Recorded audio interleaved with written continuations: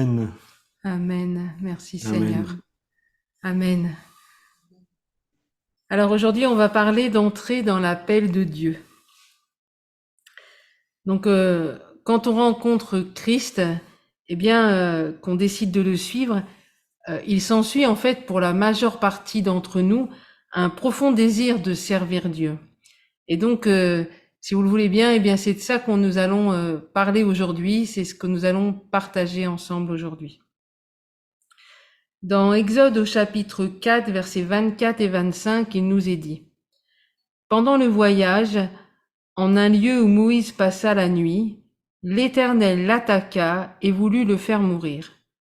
Séphora prit une pierre aiguë, coupa le prépuce de son fils et le jeta aux pieds de Moïse, en disant: Tu es pour moi un époux de sang. Alors pour beaucoup, vous savez que j'aime particulièrement ce personnage de Moïse, et pour beaucoup on connaît donc l'histoire de Moïse, de l'appel qu'il a reçu au buisson ardent, et puis quel appel, devenir le libérateur du peuple hébreu. Et en plus nous voyageons ensuite avec, au travers des écrits de l'Exode, et nous aimerions toutes et tous probablement être ce Moïse des temps modernes pour notre génération. Alors nous voyons ses exploits, nous voyons la mer Rouge qui s'ouvre devant lui, son dynamisme de leader, mais le verset que je viens de partager, je ne suis pas certaine que nous nous y arrêtions longuement. Pourtant, je pense qu'il est d'une importance capitale. Et si l'appel de Moïse a pu pleinement se réaliser, c'est parce qu'un acte d'obéissance à Dieu a été réalisé. Sans cet acte, Moïse ne serait jamais devenu le libérateur voulu de Dieu. Pourquoi? Moïse n'avait pas circoncis son enfant, et nous pouvons penser que c'était de la négligence, ou peut-être simplement voulait-il ne pas froisser Séphora, qui n'était pas juive. Enfin bref, que ce soit par négligence ou par complaisance, le fait est qu'il n'avait pas obéi aux prescriptions de son Dieu. Entrer pleinement dans l'appel de Dieu exigera toujours des actes d'obéissance à la parole de Dieu. Dieu ne va pas nous demander de nous circoncire, je vous rassure, messieurs, ni de circoncire nos enfants, mais ce qu'il demande à chacun et chacune d'entre nous, c'est d'accepter la circoncision de notre cœur. La circoncision était et est toujours considérée comme un acte de purification. Et Colossiens chapitre 2 verset 11 nous dit: Et c'est en lui que vous avez été circoncis d'une circoncision que la main n'a pas faite, mais de la circoncision de Christ, qui consiste dans le dépouillement du corps de la chair. Mais cela demande néanmoins une acceptation de notre part.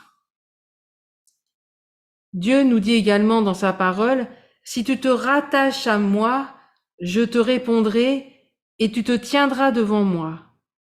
Si tu sépares ce qui est précieux de ce qui est vil, tu seras comme ma bouche. Si tu sépares ce qui est précieux de ce qui est vil, tu seras comme ma bouche. Si nous séparons ce qui est précieux de ce qui est vil, nous serons sa bouche, comme Moïse fut la bouche de Dieu devant Pharaon. Alors voulons-nous rentrer dans l'appel de Dieu pour chacune de nos vies? Reconnaissons d'abord que nous avons besoin de vivre la circoncision de nos cœurs qui sont si tortueux, que nous avons un profond besoin de nous attacher à Dieu et de lui obéir, séparant ce qui est précieux de ce qui est vil. Amen. Amen.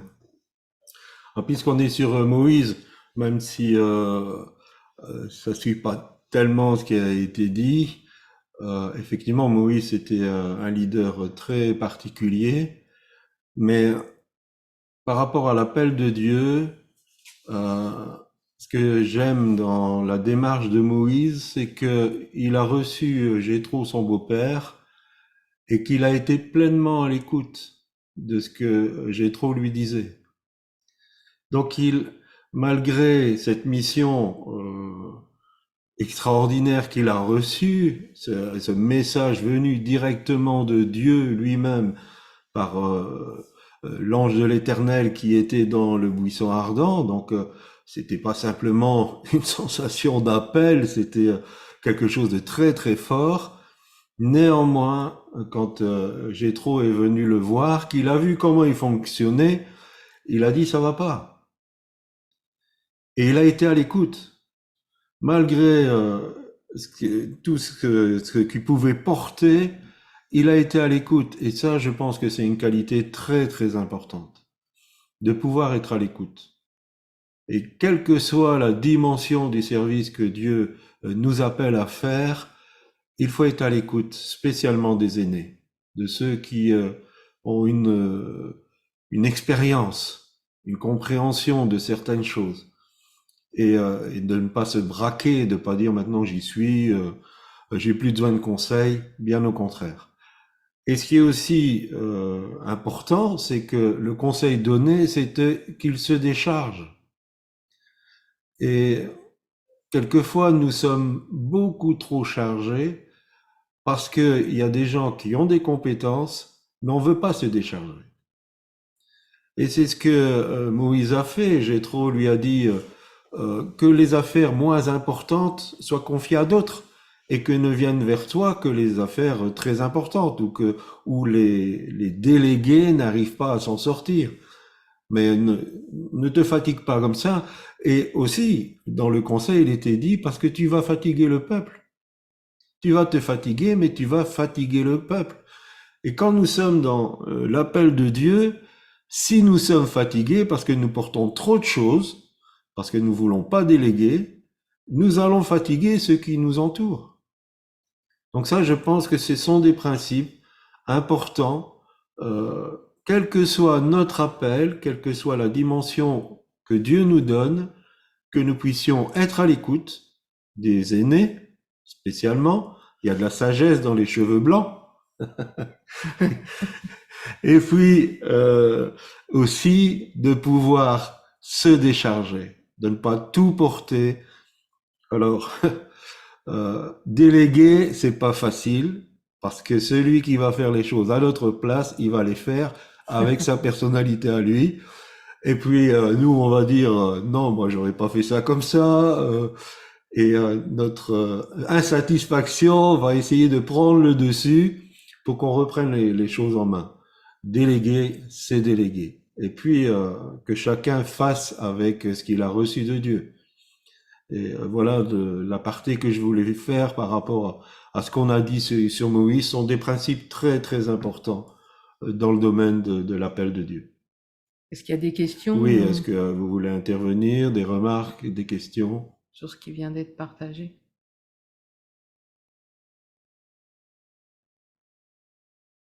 Rien pour le moment. Alors on continue.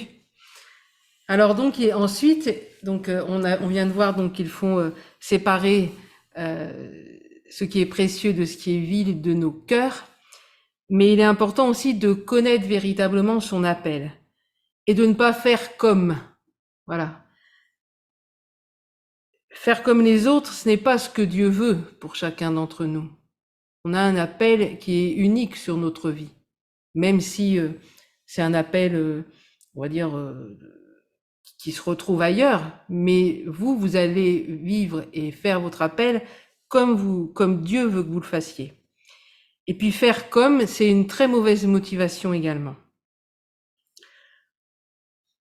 Notre désir de servir, en fait, peut nous amener des fois à imiter, à faire un peu comme celui-là ou comme celui-là, ou à essayer de fonctionner de la même manière au niveau de la vision ou autre.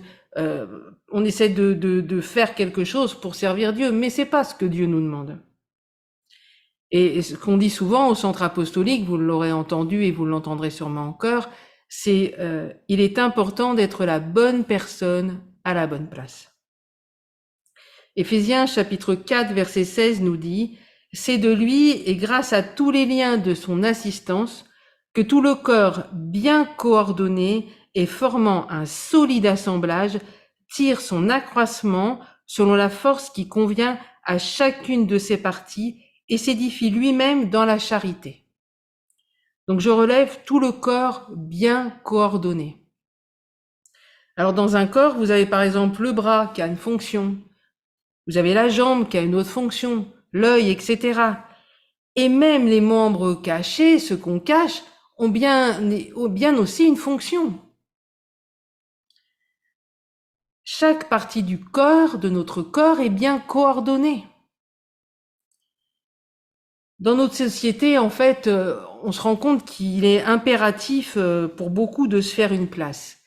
Et en fait, pour y arriver, eh bien, nombreux sont ceux qui sont prêts à pousser les autres, voire même à leur marcher dessus, afin d'atteindre la place qui pour eux semble la meilleure.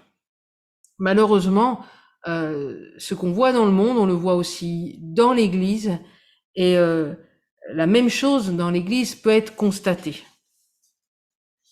Or, nous avons besoin les uns des autres, et l'œil ne peut pas dire à la main « je n'ai pas besoin de toi », et vice-versa. Et le piège de l'ennemi est souvent de nous faire croire que notre place, comme je disais tout à l'heure, est celle de l'autre. Et rien n'est plus faux. L'ennemi sait que la bonne personne, placée à la place prévue par Dieu, est un instrument pour faire avancer le royaume de Dieu. Et il ne veut surtout pas que ça arrive, bien évidemment. Je vais vous donner un exemple qui m'avait énormément parlé. Alors imaginez un peu la scène, hein, donc il y a un chef d'orchestre et puis des musiciens. Alors chacun des musiciens connaît parfaitement sa partition. Alors et au moment où le chef d'orchestre va lever la baguette, tous ceux qui doivent commencer à jouer, ils vont le faire. Alors imaginez maintenant un instant que le bassiste joue la partition du flûtiste. Imaginez également que le trompettiste qui voit, mais le pianiste, il est bien en vue, lui. Il se lève et puis hop, il lâche sa trompette, sa partition et hop, il va à la place du pianiste. Comme ça, il sera bien en vue. Imaginez un peu ce que ça va donner. Ça va être une véritable cacophonie. Et je pense que le compositeur, Dieu, ne sera pas satisfait parce qu'il ne reconnaîtra plus la partition qu'il a composée. Maintenant, si chacun joue son instrument avec sa partition et suit les indications du chef d'orchestre, donc Dieu, je rappelle, cela va amener à l'existence même cette partition qui est couchée sur papier.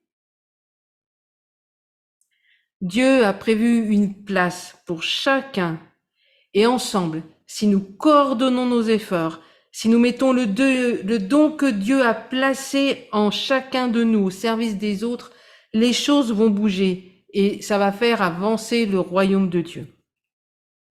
Je vais prendre un autre exemple aussi, que j'aime souvent à donner, d'ailleurs, vous l'aurez peut-être déjà entendu. Imaginez que je me dise sniper. Voilà, je deviens sniper parce que ma meilleure amie, même si les femmes sont rares dans ce domaine, elle est sniper et moi je veux être comme elle.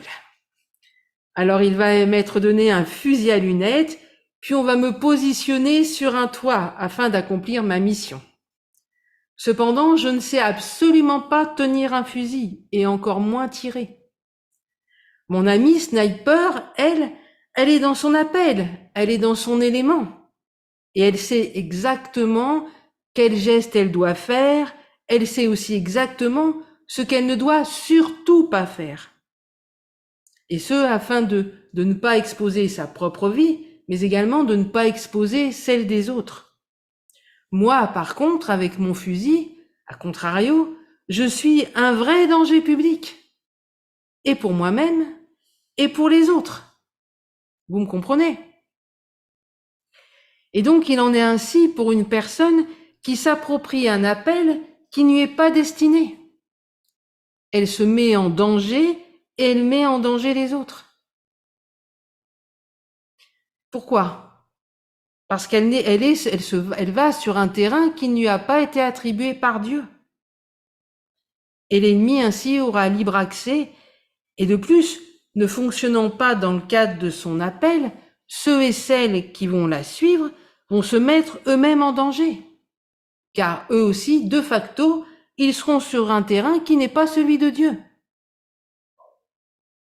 Alors je dirais, prudence, avant de nous lancer dans un service pour Dieu, écoutons bien, bien attentivement la voix de Dieu. Et ne nous l'aurons pas nous-mêmes en voulant à tout prix un appel qui ne nous est pas destiné. Amen. Alors, je vais vous raconter une expérience et puis une parole forte que j'ai eue de la part de Dieu. Donc, je vous mets un peu le contexte. En fait, j'étais dans une communauté pour aider un conseil ministériel à se mettre en place. Donc, il y avait plusieurs ministères. Il y avait un évangéliste, il y avait un pasteur, il y avait un docteur, il y avait un prophète. Et ils voulaient fonctionner ensemble, ce qui était très bien. Et puis donc je participais à une de leurs réunions, donc une réunion de leur conseil, et l'évangéliste commençait à expliquer ce qu'il envisageait de faire. Donc l'évangéliste avait avait le département d'évangélisation, mais dans le département d'évangélisation, il y avait plusieurs pôles. Il y avait le pôle accueil, il y avait le pôle des gens qui priaient pendant les appels, il y avait le pôle de ceux qui travaillaient à l'extérieur, qui faisaient les choses à l'extérieur, le pôle de ceux qui prenaient contact avec les nouvelles personnes qui étaient présentes dans l'église. Et donc, il parlait du projet, de comment il allait gérer certaines choses. Et puis le pasteur a dit, oui, mais bon, il faudrait peut-être faire comme ça, il faudrait peut-être faire comme ça. Puis le docteur a dit, oui, bah, il faudrait peut-être faire comme ça, faire comme ça. Et puis, j'ai eu cette parole forte du Seigneur sur mon cœur qui m'a dit, ce n'est pas au menuisier à dire à l'ébéniste comment il doit faire son meuble. Et c'était fort. Et je les ai arrêtés. J'ai dit non, ça peut pas fonctionner comme ça. Le frère, il est évangéliste. Il a un cœur d'évangéliste. Il a les capacités de l'idée, tout ce qui se fait au niveau de l'évangélisation. Laissez-le faire. Laissez-le faire dans ce qu'il a reçu de la part de Dieu. Et vous-même, soyez dans votre spécialité et faites-le comme vous l'avez reçu de la part du Seigneur. Ces réunions ne doivent pas servir à ça. Ces réunions doivent servir à ce que vous travaillez ensemble, que vous vous soutenez mutuellement et quand quelqu'un a un projet, qu'il soit soutenu par les autres. Mais pas que vous passiez du temps à discuter sur comment faire les choses. Laissez l'ébéniste faire son meuble. Et c'est quelque chose qui est très très important pour rejoindre un peu ce qui était dit. Si nous sommes la bonne personne à la bonne place, nous aussi que nous puissions reconnaître la bonne personne à la bonne place et que nous puissions lui laisser faire ce qu'elle a à faire. Alors bien sûr, on peut donner des conseils, surtout aider quand quelqu'un commence à fonctionner, quand commence à rentrer dans son appel ou dans un fonctionnement dans l'Église. Mais à partir du moment où l'appel est là, qu'il y a la maturité nécessaire et qu'il y a eu la formation nécessaire, laissons faire les gens dans ce qu'ils sont. Et ce sera une bénédiction. On utilise aussi souvent l'image de David quand il va combattre Goliath. Saül, ça représente l'esprit religieux quelque part, parce qu'il a voulu qu'il mette son armure. David, c'était un berger. Qu'est-ce qu'il allait faire avec une armure? Et d'ailleurs, quand il a porté l'armure, il ne savait plus bouger. Mais combien de fois on va, surtout là, je parle pour les leaders, combien de fois on va imposer des choses, et c'est quelque part un peu l'esprit religieux, aux autres de comment ils doivent fonctionner. Laissons-les fonctionner dans ce qu'ils sont. David, une fronde, 5 pierres, et l'affaire est réglée. Il n'y a pas besoin d'une grosse armure avec une grosse épée. Donc l'important, c'est de savoir aussi respecter l'autre dans ce qu'il a reçu de la part de Dieu et d'encourager. Souvent, il y a des visions et des opérations de Dieu qui sont arrêtées. Parce que, en tant que responsable, on freine la personne dans ce qu'elle a reçu. Si quelqu'un vient me partager une vision, est-ce que c'est à moi de dire Non, faut pas faire ça. Je ne peux pas. Je peux conseiller. Je peux dire, tu as besoin de te former. Là, tu vois peut-être trop grand pour l'instant. Ça, je peux faire. Je peux l'accompagner, l'aider, prier avec la personne. Et donc, c'est une responsabilité de ne pas freiner. Et dans l'histoire de l'Église, on n'a fait que ça. Tous ceux qui avaient une opération de Dieu, c'était vraiment quelque chose de Dieu, et qu'ils voulaient le mettre en place, ils ont toujours été persécutés, boycottés par ceux qui étaient les responsables religieux de l'époque. Vous prenez William Booth avec l'Armée du Salut, vous prenez même Henri Dunant avec la Croix-Rouge, vous prenez tous ces gens de personnes, Georges Muller, ils ont toujours dû faire les choses à l'extérieur de l'Église officielle parce que on ne voulait pas de leur vision. Même Bill Wilson, dont Ouais. on avait parlé, il a dû sortir. Et après, quand la vision elle se met en place, Là, ils arrivent tous. qu'il y a la bénédiction de Dieu, qu'on se rend compte que finalement, oui, c'était bien Dieu qui avait parlé, alors là, oui, non seulement on veut récupérer, mais on veut copier. Donc soyons prudents si nous avons un sens de responsabilité. Et ça peut même descendre au niveau d'être parent. Si un enfant a quelque chose déjà qui naît de la part de Dieu, ne soyons pas celui qui l'arrête et qui le dégoûte. Mais sachons l'accompagner, sachons l'enseigner, sachons le mettre dans des situations où il peut commencer à apprendre, mais ne soyons pas de ceux qui freinent et qui montent des armures impossibles à porter pour ceux qui sont porteurs d'une vision. Est-ce que vous avez des réactions par rapport à ça?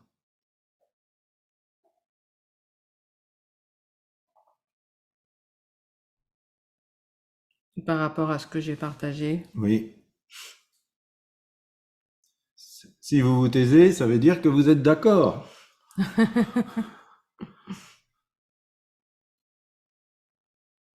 Bon, bah alors on continue. Un petit amen quand même. Ouvrez vos micros. Amen. Amen. Amen. Amen. Alors on continue. Donc on a vu Amen. ça et maintenant, une fois que nous connaissons nous connaissons véritablement notre appel, qu'est-ce qu'il va falloir faire? Il va falloir nous asseoir, pour ne pas dire nous agenouiller, afin d'une part de réfléchir et d'autre part d'entendre Dieu nous dire quel premier pas nous devons faire. On est d'ailleurs très surpris au centre de formation parce que au dernier exercice, c'est ce qu'on demande en fait. Oui. C'est de s'asseoir, de réfléchir pour poser le premier pas et la plupart disent je vais chercher la face de Dieu. Non, ce qu'on demande c'est de chercher la face de Dieu pour faire un premier pas. Attention, tu aides ceux qui sont encore en formation. Mais c'est vraiment une difficulté parce que les gens ne prennent pas en compte ça, alors qu'il est important de s'asseoir, de réfléchir, déjà de voir ce que Dieu nous demande de faire, et si on connaît notre appel, de demander à Dieu, mais par quoi je commence? Dans Luc au chapitre 14, verset 28, il nous est dit, « Car lequel de vous, s'il veut bâtir une tour, ne s'assied d'abord pour calculer la dépense et voir s'il a de quoi la terminer ?» Sincèrement, Pasteur Claudie et moi-même, on est attristés de voir le nombre de personnes qui disent vouloir servir Dieu, mais en fait qui n'ont le temps de rien. Elles sont occupées à 1001 occupations, et je pense qu'il y a un véritable problème à cela. Servir Dieu va nous demander du temps. Servir Dieu va nous demander de prioriser certaines choses par rapport à d'autres, et même parfois qui peuvent nous paraître légitimes. L'appel de Dieu, c'est pas quand je peux. L'appel de Dieu, c'est pas quand je veux.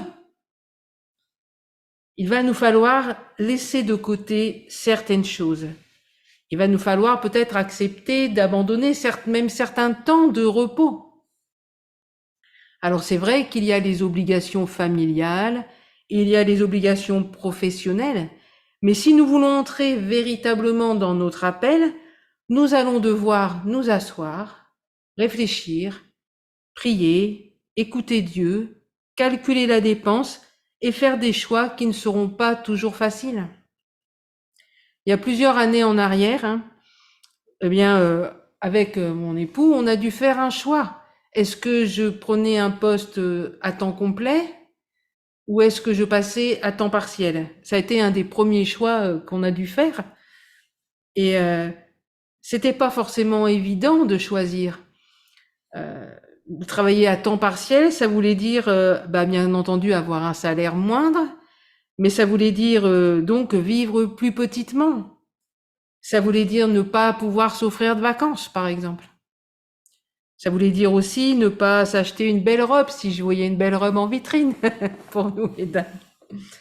Ça voulait dire de ne pas avoir un super téléphone ou de ne pas pouvoir changer tel matériel si celui-ci tombait en panne. Donc vous aurez compris que ça demande de décider. Et bien entendu, Dieu ne demandera pas à toutes et à tous de faire cela, mais si Dieu vous le demande, allez-vous accepter? Allez-vous obéir? Ça peut sembler surprenant, mais il n'est pas facile de laisser certaines choses, parce que parfois, même inconsciemment, on y est quand même fortement attaché. Et en plus, je dirais que souvent, au moment d'obéir, eh bien, comme par hasard, il commence à avoir des propositions alléchantes, des possibilités de gagner plus d'argent, d'être davantage valorisé, que ce soit sur le travail ou que ce soit autrement. Et donc, quand tout ça arrive en même temps qu'on a décidé de vraiment se consacrer à Dieu et puis qu'est-ce qu'on fait là? Je vous repose la question, allons-nous obéir? Et j'aimerais rajouter que le service pour Dieu, c'est aussi un peu l'image de l'iceberg. Alors, est-ce que quelqu'un connaît les caractéristiques d'un iceberg?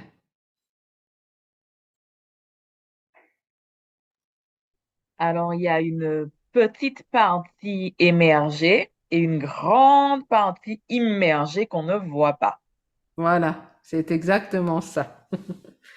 Donc pour un grand iceberg, dont la hauteur apparente hors de l'eau est de 35 à 40 mètres, la partie immergée peut descendre jusqu'à plus de 300 mètres. Donc c'est énorme, quoi. Donc sous le niveau de la mer. En fait, la partie visible, c'est une infime partie de ce que nous pouvons voir réellement à l'œil nu. Alors souvent, le service de Dieu, pour beaucoup en tout cas, il s'apparente au fait d'être vu et d'être en vue. Et on ne peut pas se voiler la face, c'est une réalité. Beaucoup prennent le service de Dieu pour être en vue et être vus. Cependant, comme notre iceberg, la partie du service où nous allons être vus va être, ou tout du moins devrait être, la moindre. Elle devrait être davantage cette partie cachée de l'iceberg.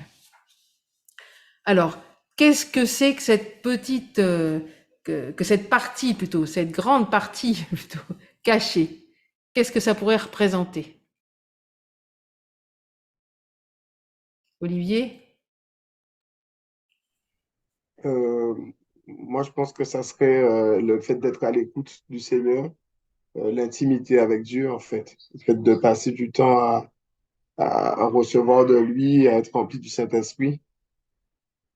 Oui. Quelqu'un d'autre? Pour moi, c'est tout ce qui se passe dans le lieu secret. Et c'est quelque chose que je dis dans le ministère qui est le nôtre. Le vrai travail est avant tout invisible. Et on doit se retirer dans le lieu secret avec Dieu pour recevoir de lui des choses dans ces temps, comme disait Olivier, d'intimité que les gens ne voient pas. Et en fait, les gens, ils voient le résultat, mais pour avoir tout ça, il faut vraiment se retirer dans le lieu secret et c'est tout ce qu'on ne voit pas, mais qui constitue un immense pourcentage de ce qu'on voit, en fait. C'est un peu nos fondations, en fait, hein. Oui. Quand on construit une maison, c'est vrai qu'on voit que d'abord, ben, il faut creuser le sol Ça me parle beaucoup parce que surtout chez nous en Guadeloupe, en fait, les maisons sont construites sur Risque des terrains sismique. très argileux. Donc, en fait, il faut casser vraiment dans la roche pour pouvoir creuser. Donc, ça demande un travail, ça demande quand même des sacrifices, en fait, hein. Bon, là, en l'occurrence, je ramène ça à cette image, mais ça demande des Ouais, sacrifices physiques parce que casser la roche, c'est difficile. Et plus la fondation, plus l'ouvrage est élevé, et Important. plus la fondation Doit doit être descendre. creusée profond, et plus ça demande Ah. des efforts.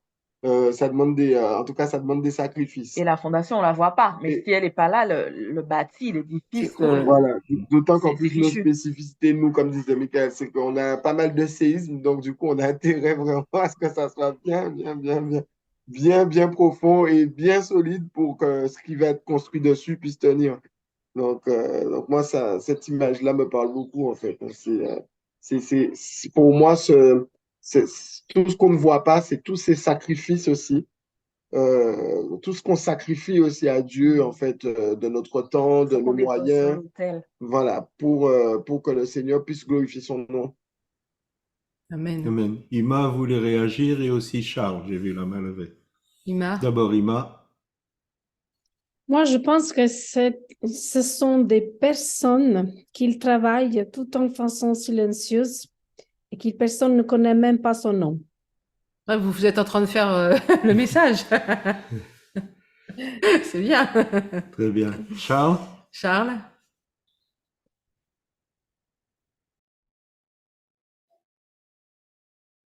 faut ouvrir le micro. Faut ouvrir le micro. Merci. Oui, je dirais que c'est cet ensemble de choses qui nous permet d'être en relation étroite avec le Seigneur. Euh, Parfois, le Seigneur, quand nous voyons un peu dans la Bible, la nuit, il entre en intimité. Ce sont des choses cachées, mais en journée, on voyait juste les effets. Et pourtant, la face cachée pour le Seigneur, c'était la nuit. Et cette face cachée-là, nous également, nous pouvons les faire. Ça nous permet d'entrer un peu en profondeur avec Dieu. C'est ce que je voulais juste dire. Merci Charles. Merci Charles. Alors, j'y vais. Donc, en premier lieu, cette partie, eh bien oui, vous l'aurez dit, hein, elle représente le temps passé avec Dieu. Elle représente le temps passé à son écoute, à la méditation de la parole de Dieu. Car comment est-ce qu'on veut servir le Maître si nous n'écoutons pas le Maître nous donner ses directives? C'est impossible. Donc, ça représente ça. Et j'insiste d'ailleurs sur la méditation de la parole de Dieu. Parce qu'en fait, aujourd'hui, beaucoup prétendent servir Dieu sur la seule conduite du Saint-Esprit. Et le Saint-Esprit, lui, nous enseignera, mais au travers de la lecture de la parole de Dieu. Il nous rappellera aussi celle-ci si nous l'avons emmagasinée dans notre cœur. Le Saint-Esprit fonctionnera toujours en parallèle avec la parole écrite. Et en fait, faire tout sous le couvert du Saint-Esprit sans connaissance biblique est un leurre, c'est un mensonge. Et malheureusement, beaucoup se sont laissés séduire par ce piège béant de l'ennemi. Et rappelons-nous que si la pointe de l'iceberg, elle peut se voir, c'est parce qu'elle est portée par cette partie invisible, et non l'inverse. Alors cette partie invisible, j'y viens, Ima, c'est également toutes les choses, les préparations, le travail dans l'ombre, ce qu'on appellerait les tâches en fait pas forcément très agréables, mais qu'il nous faudra faire sans que personne nous voie. C'est aussi tous ces sacrifices dont Olivier parlait, que personne ne sait, que personne ne voit. Tout ce qu'on fait qui est caché aux yeux de tous, mais ça, c'est des heures et des heures pour pouvoir, quelque part, à un moment donné, être en vue, avoir cette visibilité de ce bout de l'iceberg. Donc, bien entendu, l'ennemi, là également, essaiera de tout faire pour que nous ne rentrions pas dans cette, je dirais, ce temps caché. Et donc, il va peut-être nous envoyer des appels téléphoniques à répétition, On aura l'impression de servir Dieu, on va pouvoir être utile au royaume de Dieu, on soutient les gens. Or, c'est envoyé simplement par l'ennemi pour que nous ne fassions pas ce que nous devons faire. Ça peut être aussi des invitations à prêcher, à droite et à gauche. Déjà, d'une part, parce que l'ennemi peut essayer de nous faire sortir de notre appel, même si c'est un appel à prêcher. C'est pas forcément Dieu qui nous conduit. Et d'autre part, parce que des fois, c'est simplement pour nous éviter de pouvoir rester focus dans notre temps d'intimité avec Dieu, dans notre travail quotidien de persévérance, dans les choses cachées. L'ennemi veut nous pousse dans notre ego pour nous rendre visibles. Donc là aussi, on doit être très prudent. Et beaucoup veulent être cette partie visible de l'iceberg, mais refusent catégoriquement la partie cachée de l'iceberg. Et cependant, pour entrer pleinement dans son appel, cela ne se fera qu'à condition que nous entretenions cette partie cachée. La partie cachée de l'iceberg, j'ai regardé sur un site, on va dire, qui explique ce qu'est un iceberg, est d'environ 92%. Donc ça voudrait dire que 92% de notre service pour Dieu sera caché aux yeux des autres. Ça donne à réfléchir quand même. On est loin de tout ce qu'on voit. J'ai une anecdote à ce sujet, avant de vous laisser la parole. J'étais dans une communauté pour une réunion de prière et j'étais à l'avance. Et en fait, dans cette communauté, ils avaient un problème au niveau du ménage parce que personne ne voulait faire le ménage. Et quand je suis arrivé, il y avait la salle principale et il y avait la salle où il y avait la réunion de prière. Et la salle principale, elle était poussiéreuse. Donc j'ai trouvé un balai, j'ai commencé à balayer. Et puis les gens rentraient et me regardaient comme si je venais de la lune, franchement. Et puis quelqu'un est venu et m'a dit qu'est-ce que vous faites? Ah ben, j'ai dit je prêche.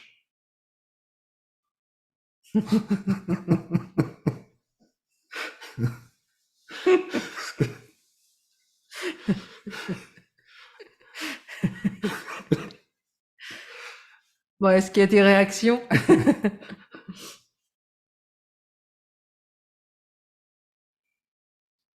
Ima. Bon, enfin, je me souviens quand j'étais au début de ma conversion dans l'église, la première chose qu'il m'a demandé le pasteur de faire, c'est est-ce que tu es disponible pour faire du ménage dans l'église? Moi, j'ai dit oui, ok. Donc, il m'a donné un jour. Et après, il est venu Aldo aussi. Il a dit, moi aussi, je vais faire du ménage. Donc, je me tiens disponible avec ma femme. Et on a commencé. On a commencé, on était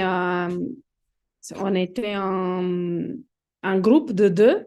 Donc, c'était pas tous les week-ends que moi et Aldo, on faisait le ménage. Mais de toute façon, il y avait notre tour, Et 15 jours après, le pasteur il est monté à l'église pour prêcher.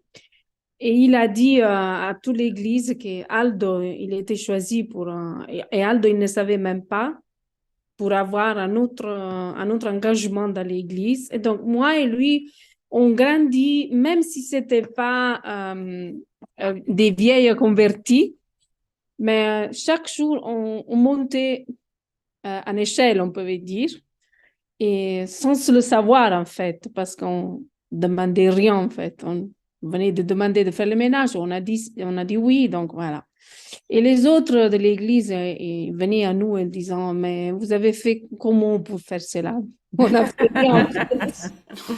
On n'a fait rien, on ne sait pas. C'est le pasteur qui l'a décidé, donc pour nous, c'est bon. Chaque chose qu'on est, donc... Ça m'a touché quand vous avez dit, vous avez répondu à la question, qu'est-ce que vous faites? On prêche. Olivier voulait parler. Non, je disais qu'elle aurait juste pu répondre, on a juste fait le ménage. Oui, effectivement, moi j'ai démarré dans l'église en faisant les toilettes. Après, c'était très chouette. Après, Oui. Il y aurait aussi tout un enseignement. ouais, il y aurait aussi tout un enseignement. Après, j'ai fait le ménage. Parce que faut pas les laisser dans l'ombre comme ça. Les toilettes de l'église sont quelquefois pires que les toilettes publiques. Après, j'ai fait les salles de l'église. Après, j'ai servi aux tables. C'était déjà plus, voilà. Après, j'ai fait les repas des démunis. Après, j'ai fait du bénévolat dans une librairie chrétienne. Après, le Seigneur m'a conduit à aller à une réunion de coordination et je me suis retrouvée là et à avoir un regard prophétique sur ce qui se passait. Et la réunion d'après, j'étais nommée co-coordinatrice coordinatrice des églises du renouveau de tout un secteur. Je savais même pas ce que c'était, donc voilà, j'étais projetée là-dedans. Donc voilà, les choses se sont pas faites du jour au lendemain et ça a pris du temps. Et c'est vrai que quand je nettoyais les toilettes, j'étais loin de m'imaginer où Dieu allait m'emmener, quoi. Donc Oui, c'est vrai. En fait, il y a quelque chose de particulier que ça passe au milieu d'une communauté. Parce que là, en Italie, il y avait deux familles d'anciens. Et un de ceux-là, le frère, il était au lit, complètement au lit. Il ne parlait même plus, il ne bougeait plus, donc il avait besoin de toutes sortes d'infirmières qui venaient le matin pour le laver, pour cela. Et tout au début que je suis venue en connaissance de cela, j'avais à cœur d'aller dans cette famille de frères pour le servir, pour être là. Mais les autres disaient, mais non, il n'y a pas la nécessité parce que de toute façon, le premier à servir, il doit être les filles et les fils de cet homme. Mais cette famille, il avait 6 enfants. Et un, il habitait en Suisse. L'autre, elle était mariée, elle habitait à Rome. Et l'autre, elle habitait à Milan avec son mari. Et les 3 derniers hommes, 2, il était malade. Il était incapable soit de travailler, soit parce qu'il avait comment dire, un retard mental, on peut dire. Il était comme si c'était bébé, en fait, parce que même si c'était des hommes. Et donc, il arrivait un jour que je suis allée là-bas parce que la famille il a demandé à l'église s'il y avait quelqu'un qui pourrait faire du ménage, s'occuper de son père et tout cela. Moi, j'ai accepté et je suis allée. Sont passés 4 ans que j'ai resté dans cette famille et je me suis occupée de tous, de donner les médicaments parce que pour lui donner à manger, je devais cuisiner et faire comme les enfants. Oui, préparer la nourriture comme un compote. Et, donc, et après, lui donner à manger, à boire et tout cela.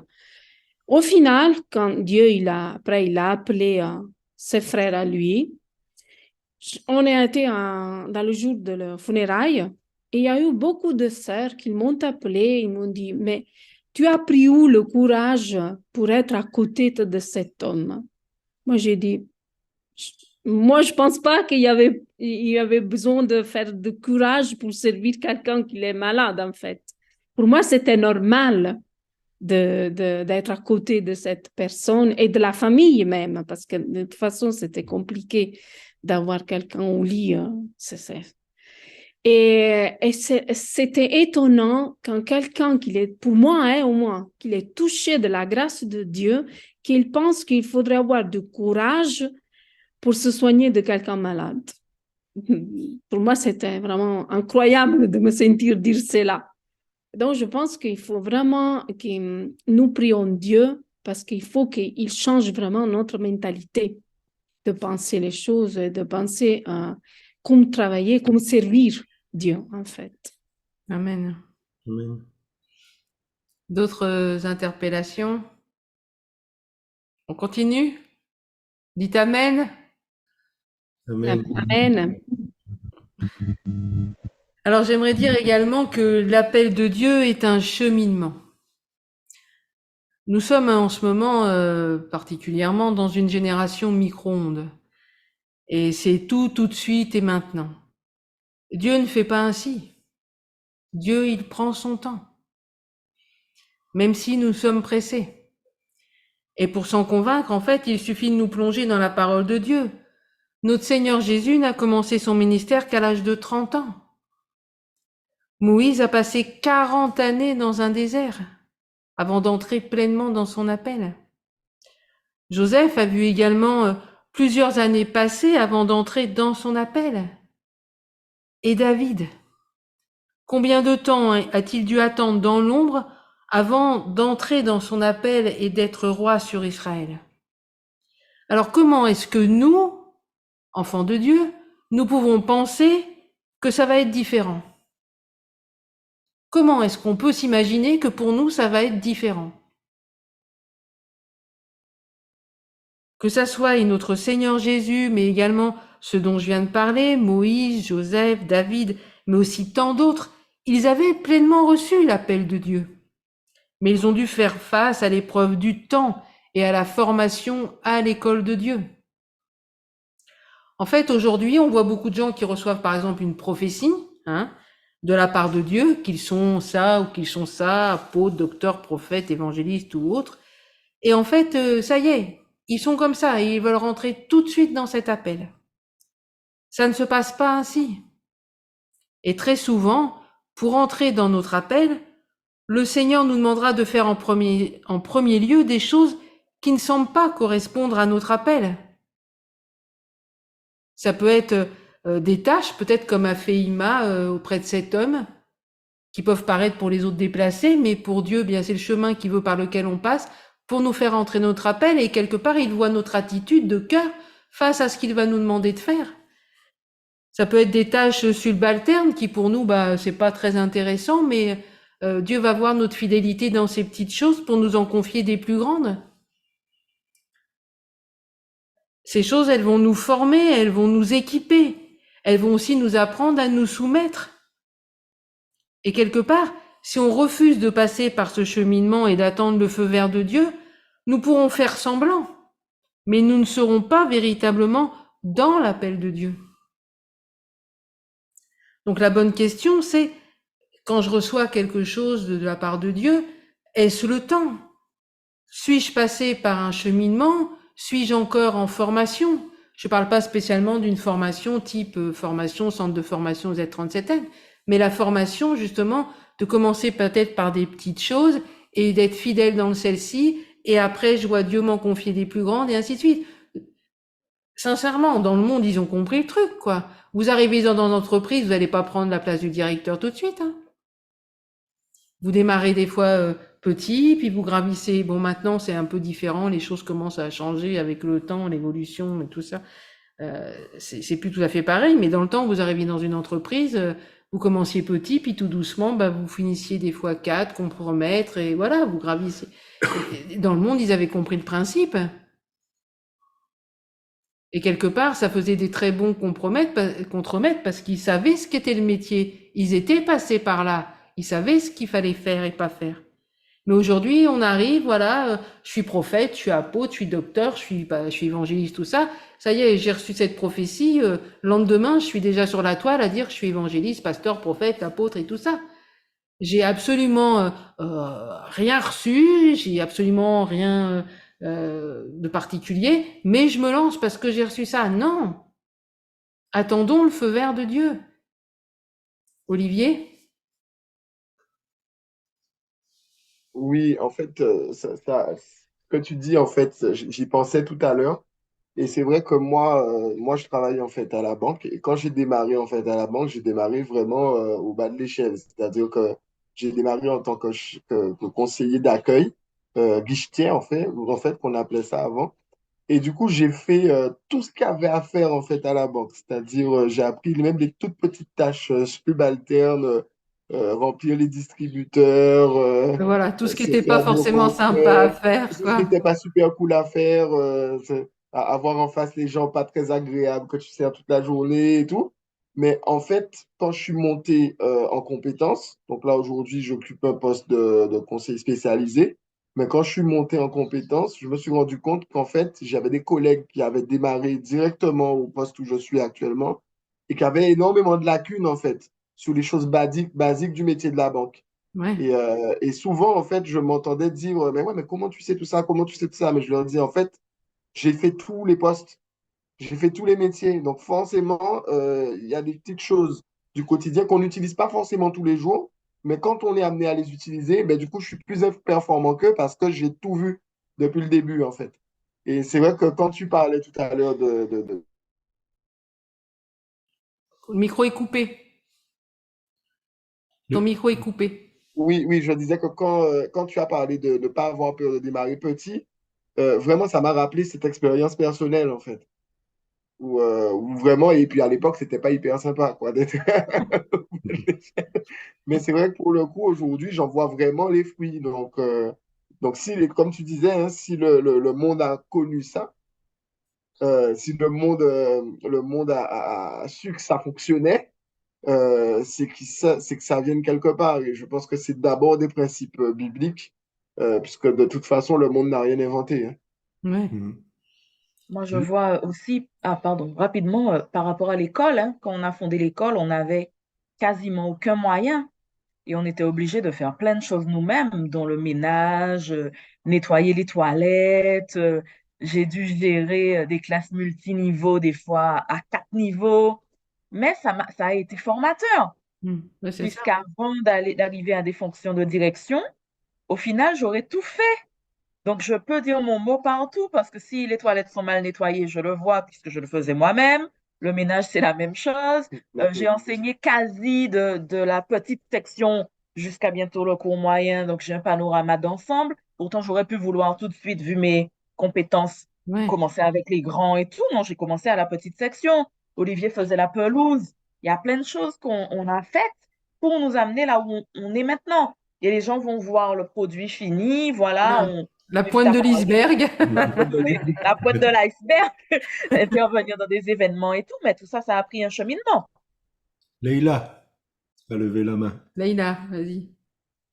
Ce que je voulais dire aussi, c'est que quand on commence avec les petites tâches, on apprend aussi à ne pas minimiser ce que les autres font. Et c'est important. Je pense que c'est important d'avoir de la considération pour ce que les autres font, aussi petit que cela soit.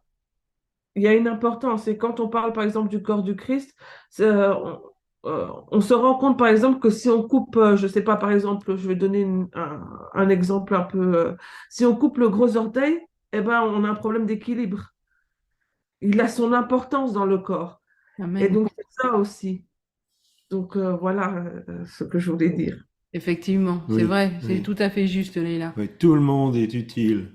Et même les membres cachés, quoi. Hein.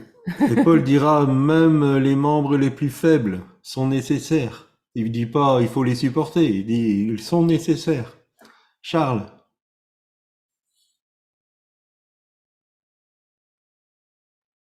Oui, effectivement, quand le Seigneur nous permet de commencer petitement, c'est pour que lorsque nous serons grands, et comme l'a dit un bien-aimé, pour que nous ne puissions pas minimiser ceux-là qui font aussi ces petites choses-là. Mais si nous ne commençons pas petitement, nous n'allons pas voir cette partie cachée, si on peut le dire ainsi, et notre jugement peut être hypothéqué. Et Pasteur Corinne également a dit quelque chose qui m'a beaucoup marqué en citant les hommes de Dieu de la Bible qui ont marqué un temps de patience. Aujourd'hui, nous avons les hommes de Dieu, à peine avoir reçu l'appel, veulent déjà monter à l'échelle au sommet. Au sommet. Le temps de l'écoute, le temps de chercher le secret n'est pas suffisant pour que le Seigneur bâtisse la personne. Parce qu'aujourd'hui, nous allons voir quelqu'un qui a à peine seulement à ses 18 ans, 25 ans, se dit déjà apôtre. Oui, se dit déjà, comment dirais-je, un grand titre parce qu'il a fait un petit miracle. Or, le Seigneur voulait d'abord le bâtir. Et l'histoire de David m'inspire beaucoup parce que, certes, il a été un roi, mais il n'est pas allé dire tout de suite à Saül que Non. c'est moi le roi. C'est moi, Dieu m'a oint, donc il faut déjà quitter. Il est resté jusqu'à attendre le bon moment. Et Dieu a fait la transition de la meilleure façon. Donc, cette histoire m'a beaucoup enseigné. Et c'est que Pasteur Corinne disait également, m'a beaucoup enseigné. Que le Seigneur nous aide. Amen. Amen. Amen. Amen. On accueille Victor. Bonjour Victor. Bonjour Victor. Donc voilà, donc la bonne question c'est, est-ce le temps de Dieu pour rentrer dans cet appel? Suis-je passé par tout ce cheminement et cette formation, que ce soit une formation dans le service de Dieu, comme on peut la trouver au sein de Z37M et puis il y a bien d'autres dans d'autres endroits, mais aussi surtout, je dirais, l'école de Dieu elle-même, hein. Comme l'a expliqué aussi Michael, eh bien, on commence un peu par toutes les tâches, quoi, même celles qui nous plaisent pas vraiment, quoi. Mais après, quand tout doucement le Seigneur nous permet de rentrer un peu plus dans l'appel pour lequel on est né véritablement, eh bien toutes ces choses, on les a connues, on les a faites, et quelque part, on sait aussi en parler, quoi, et on sait comprendre, comme le disait Leïla, et puis Armand, c'est ça? Charles, pardon. Charles, je s'appelle Armand maintenant. On sait que par quoi sont passées passent toutes ces personnes et on sait à quoi elles sont confrontées aussi dans l'exercice de leurs tâches, si, on va dire, pas agréable qu'elles soient, quoi, hein. Voilà. Donc on continue. Vous êtes toujours là? Amen. Alors, Amen. je voudrais m'arrêter aussi. Ah, Christiane, tu voulais dire quelque chose? Non, j'ai répondu Amen. Ah bon? Amen. Amen. Je voudrais aussi m'arrêter sur quelque chose. Alors, c'est quelque chose que je vous partage, mais qui me peine véritablement. Te peine et te rhin. Me peine et me rhum, ouais, vraiment. Je vous partage mon cœur hein, aujourd'hui. Hein. Je suis très attristée de voir comment est présenté le service de Dieu. Et comment les enfants de Dieu sont pris dans ces forteresses de pensée qui alimentent leur ego. Je suis véritablement en peine de cela. En fait, on voit sur la toile des ministères qui étalent leur confort, leur acquisition, je dirais même leur luxe. Et ces personnes, elles sont suivies, applaudies. Et en fait, ceux qui les suivent et tout ça assimilent, même inconsciemment, hein, que le service de Dieu, c'est ça. Le service de Dieu, c'est le confort, les applaudissements, la reconnaissance, le luxe, les paillettes et compagnie. Paul nous dira dans Philippiens 4:12, « Je sais vivre dans l'humiliation, je sais vivre dans l'abondance, et tout et partout, j'ai appris à être rassasié et à avoir faim, à être dans l'abondance et à être dans la disette. » En fait, Paul avait appris à vivre, et c'était un homme de Dieu, un homme remarquable, mais il avait appris à vivre dans le contentement. Et c'était un apôtre, aujourd'hui on dirait un méga de chez méga apôtre. Mais il savait vivre dans le contentement. Et il dira également dans 2 Corinthiens 11:25, « 3 fois j'ai été battu de verge, 1 fois j'ai été lapidé, 3 fois j'ai fait naufrage. J'ai passé 1 jour et 1 nuit dans l'abîme. Voilà les conditions de service de Paul. » Alors nous n'allons peut-être pas être battus, nous n'allons peut-être pas être lapidés. Cependant, je pense qu'il faut comprendre que le service de Dieu ira très régulièrement à l'encontre de nos désirs charnels. Et sincèrement, je le dis de tout mon cœur, hein, je pense que si Paul a fait naufrage tout en servant véritablement le Seigneur, beaucoup aujourd'hui d'enfants de Dieu font véritablement naufrage quand ils pensent que le service de Dieu, c'est le confort, le luxe, les likes, les biens. Les enfants de Dieu sont en train de faire naufrage et c'est de la faute des serviteurs de Dieu.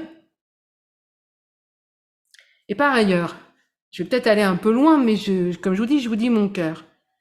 Si nous réfléchissons bien, ce luxe qu'il vous montre, ce confort au top du top qu'il vous présente, c'est avec votre argent.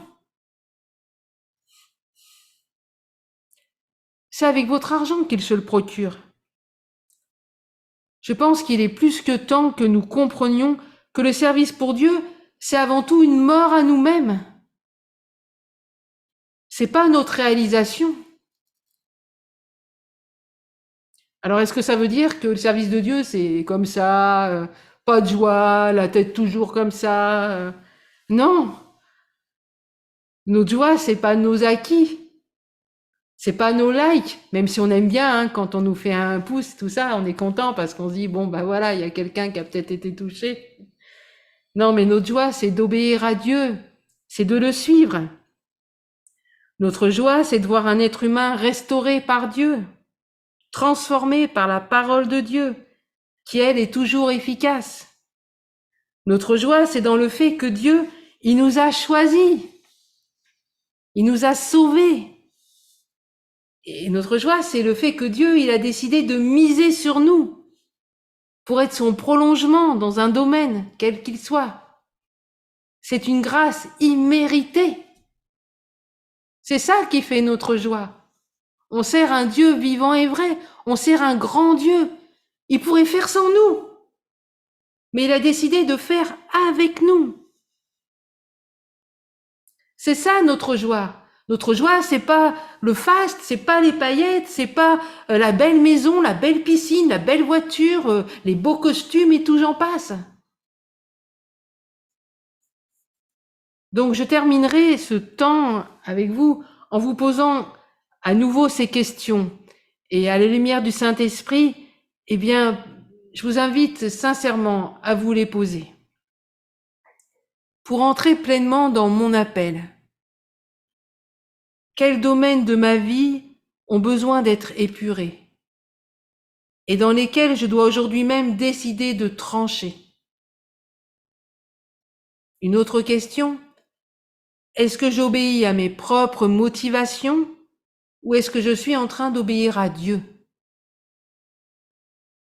Encore une autre question, quelle doit être ma place dans le corps de Christ? Suis-je en train de vouloir la place de quelqu'un d'autre ou suis-je la bonne personne à la bonne place? Une autre question, qu'est-ce que je dois prioriser dans mon temps, dans ma vie, pour entrer dans mon appel? Et asseyons-nous et calculons la dépense. Ensuite, ma vie cachée, la partie cachée de l'iceberg, est-elle plus grande que la partie visible? Ensuite, ai-je accepté de cheminer pour entrer dans mon appel ou m'y suis-je lancé sans attendre le feu vert du Seigneur? Et enfin, ai-je compris ce qui est véritablement l'appel de Dieu? Donc voilà, je vous laisse personnellement répondre à toutes ces questions et que vraiment vous puissiez, face au Seigneur, y répondre en toute sincérité et vous montrer et bien écouter ce que Dieu vous dira à ce sujet. Amen. Et pour ce temps de réflexion, je vous invite à chanter un chant, il est simple, c'est « Me voici, je m'abandonne à toi, me voici prêt à te servir ». Me voici, je m'abandonne à toi. Me voici, prêt à te servir. Me voici, je m'abandonne à toi. Me voici.